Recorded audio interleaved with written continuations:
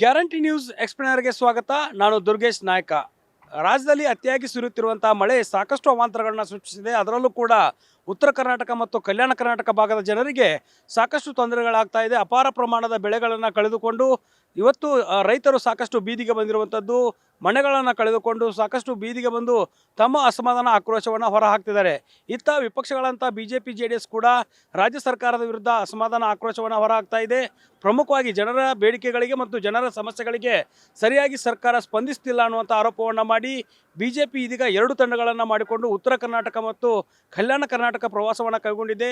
ಮಳೆ ಹಾನಿ ಪೀಡಿತ ಪ್ರದೇಶಗಳಿಗೆ ಭೇಟಿಯನ್ನು ನೀಡಿ ಜನರ ಸಮಸ್ಯೆಗಳನ್ನು ಆಲಿಸೋದಕ್ಕೆ ಮುಂದಾಗಿದೆ.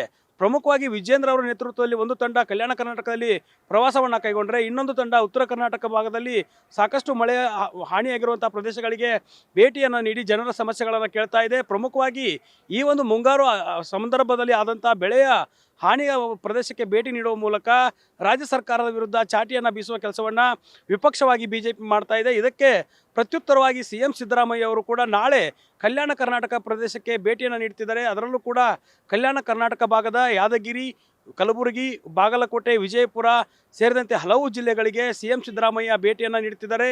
ಸಾಕಷ್ಟು ಈಗಾಗಲೇ ಜಿಲ್ಲಾ ಉಸ್ತುವಾರಿ ಸಚಿವರು ಕೂಡ ಅಲ್ಲೇ ಇದ್ದು ಕೆಲಸವನ್ನು ಮಾಡ್ತಿದ್ದಾರೆ ಅನ್ನುವಂಥ ಮಾತುಗಳನ್ನು ಹೇಳುವ ಮೂಲಕ ರಾಜ್ಯ ಸರ್ಕಾರ ಸಮರ್ಥನೆಗೆ ಇಳಿತಾ ಇದೆ. ಆದರೆ ವಿಪಕ್ಷವಾಗಿ ಇದನ್ನು ಯಾವ ರೀತಿ ಆರೋಪವನ್ನು ಮಾಡ್ತಿದೆ, ಅದರ ಜೊತೆಗೆ ವಾಸ್ತವದ ಪರಿಸ್ಥಿತಿಯಲ್ಲಿ ಯಾವ ರೀತಿ ಇದೆ ಅನ್ನುವಂಥ ಮಾತುಗಳನ್ನು ವಿಪಕ್ಷ ನಾಯಕರು ಹೇಳ್ತಿದ್ದಾರೆ. ರಾಜ್ಯ ಸರ್ಕಾರ ಸರಿಯಾಗಿ ಸ್ಪಂದಿಸ್ತಾ ಇಲ್ಲ, ಕಾಳಜಿ ಕೇಂದ್ರಗಳನ್ನು ತೆರಿತಾ ಇಲ್ಲ, ನೆರವನ್ನು ನೀಡ್ತಾ ಇಲ್ಲ ಅನ್ನುವಂಥ ಆರೋಪವನ್ನು BJPಯ ರಾಜ್ಯಾಧ್ಯಕ್ಷ ವಿಜೇಂದ್ರ ಮಾಡಿದ್ದಾರೆ. ಹೀಗಾಗಿ ಏನು ಅಶೋಕ್ ಅವರ ಒಂದು ನೇತೃತ್ವದ ತಂಡ ಆಗಿರ್ಬೋದು, ವಿಜೇಂದ್ರ ಅವರ ನೇತೃತ್ವದ ತಂಡ ಆಗಿರ್ಬೋದು, BJP ನಾಯಕರು ಪ್ರವಾಹ ಪೀಡಿತ ಪ್ರದೇಶಗಳಿಗೆ ಈಗಾಗಲೇ ಭೇಟಿಯನ್ನು ಕೊಟ್ಟಿದ್ದರಿಂದಾಗಿ CM ಸಿದ್ದರಾಮಯ್ಯ ಅವರು ಕೂಡ ನಾಳೆ ಕಲಬುರಗಿ ಜಿಲ್ಲೆಗೆ ಪ್ರವಾಸವನ್ನು ಕೈಗೊಳ್ತಿದ್ದಾರೆ.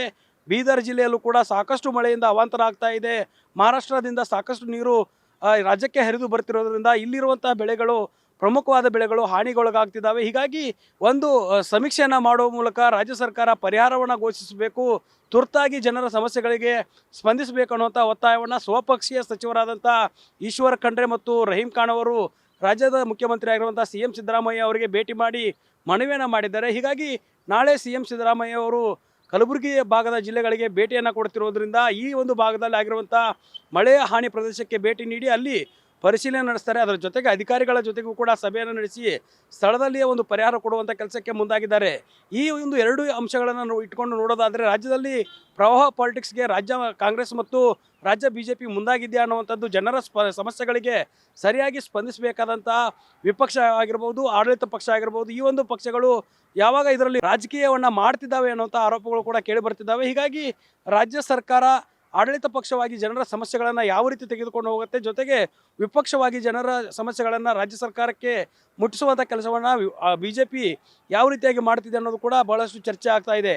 ಹೀಗಾಗಿ ಕಲ್ಯಾಣ ಕರ್ನಾಟಕ ಭಾಗದಲ್ಲಿ ವಿಪರೀತ ಮಳೆಯಾಗಿರೋದ್ರಿಂದ 2 ಲಕ್ಷಕ್ಕೂ ಹೆಚ್ಚು ಹೆಕ್ಟೇರ್ ಪ್ರದೇಶ ಮಳೆಯಿಂದ ಹಾನಿಯಾಗಿದೆ. ಅಪಾರ ಪ್ರಮಾಣದ ಮನೆಗಳು ಕೂಡ ಕುಸಿತ ಕಂಡಿರೋದ್ರಿಂದ ರಾಜ್ಯ ಸರ್ಕಾರ ತುರ್ತಾಗಿ ನೆರವನ್ನು ನೀಡಬೇಕಾದಂಥ ಪರಿಸ್ಥಿತಿ ಕೂಡ ನಿರ್ಮಾಣವಾಗಿದೆ. ಹೀಗಾಗಿ ರಾಜ್ಯ ಸರ್ಕಾರ ಇದನ್ನು ಯಾವ ರೀತಿ ತೆಗೆದುಕೊಂಡು ಹೋಗುತ್ತೆ, ನಾಳೆ CM ಸಿದ್ದರಾಮಯ್ಯ ಯಾವ ರೀತಿ ಪರಿಹಾರಗಳನ್ನು ಘೋಷಣೆ ಮಾಡ್ತಾರೆ. ಈಗಾಗಲೇ ಈಶ್ವರ್ ಖಂಡ್ರೆ ಆಗಿರ್ಬೋದು, ರಹೀಂ ಖಾನ್ ಆಗಿರ್ಬೋದು, MB ಪಾಟೀಲ್ ಆಗಿರ್ಬೋದು, ಶಿವಾನಂದ ಪಾಟೀಲ್ ಅವರು ಕೂಡ ವಿಶೇಷವಾದ ಪ್ಯಾಕೇಜನ್ನು ನೀಡಬೇಕು ಅನ್ನೋ ನಿಟ್ಟಿನಲ್ಲಿ ಸರ್ಕಾರಕ್ಕೆ ಮನವಿಯನ್ನು ಮಾಡಿದ್ದಾರೆ. ಹೀಗಾಗಿ ರಾಜ್ಯದ ಮುಖ್ಯಮಂತ್ರಿಯಾಗಿ CM ಸಿದ್ದರಾಮಯ್ಯ ಪರಿಶೀಲನೆ ನಡೆಸಿ ಈ ಒಂದು ಪ್ರವಾಹ ಪಾಲಿಟಿಕ್ಸ್ ಜೊತೆಗೆ ವಿಶೇಷ ಪ್ಯಾಕೇಜನ್ನು ಕಲ್ಯಾಣ ಕರ್ನಾಟಕಕ್ಕೆ, ಉತ್ತರ ಕರ್ನಾಟಕಕ್ಕೆ ಕೊಡ್ತಾರೆ ಅನ್ನುವಂಥ ಪ್ರಶ್ನೆ ಮೂಡ್ತಾ ಇದೆ. ಇತ್ತ JDS ಕೂಡ ಇದರಲ್ಲಿ ಸಾಕಷ್ಟು ಏನು ಜನರ ಸಮಸ್ಯೆಗಳಿಗೆ ಸ್ಪಂದಿಸಬೇಕು ಅನ್ನೋ ನಿಟ್ಟಿನಲ್ಲಿ ಕೂಡ ಮನವಿಯನ್ನು ಮಾಡಿರುವಂಥದ್ದು. CM ಸಿದ್ದರಾಮಯ್ಯ ಅವರಿಗೆ HD ಕುಮಾರಸ್ವಾಮಿ ಅವರು ಹಲವು ಸಲಹೆ ಸೂಚನೆಗಳನ್ನು ಕೂಡ ಕೊಟ್ಟಿರುವಂಥದ್ದು. ಬೀದರ್ ಜಿಲ್ಲೆಯ ಶಾಸಕರಾಗಿರುವಂಥ ಶರಣಗೌಡ ಕಂದಕೂರ್ ಅವರು ಕೂಡ HD ಕುಮಾರಸ್ವಾಮಿ ಅವರಿಗೆ ಪತ್ರವನ್ನು ಬರೆದಿದ್ದಾರೆ. ಆ ಒಂದು ಪತ್ರವನ್ನು ಬರೆಯುವ ಮೂಲಕ ನರೇಂದ್ರ ಮೋದಿ ಅವರು ಈ ಒಂದು ಸಂದರ್ಭದಲ್ಲಿ, ತುರ್ತು ಪರಿಸ್ಥಿತಿಯ ಸಂದರ್ಭದಲ್ಲಿ ವಿಶೇಷ ಪ್ಯಾಕೇಜನ್ನು ರಾಜ್ಯ ಸರ್ಕಾರಕ್ಕೆ ಮತ್ತು ಬೀದರ್ ಭಾಗದ ಜನರಿಗೆ ನೀಡಬೇಕನ್ನುವಂಥ ಒತ್ತಾಯವನ್ನು ಕೂಡ ಮಾಡಿದ್ದಾರೆ.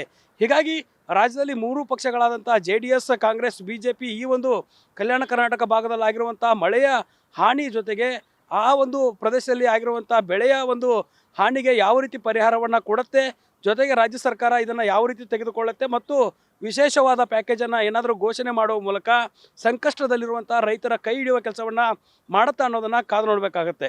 ಕ್ಯಾಮ್ರಾ ಪರ್ಸನ್ ಶಿವು ಜೊತೆ ದುರ್ಗೇಶ್ ನಾಯಕ, guarantee news, Bengaluru. Guarantee news, ಸುದ್ದಿ ಖಚಿತ, ನ್ಯಾಯ ನಿಶ್ಚಿತ.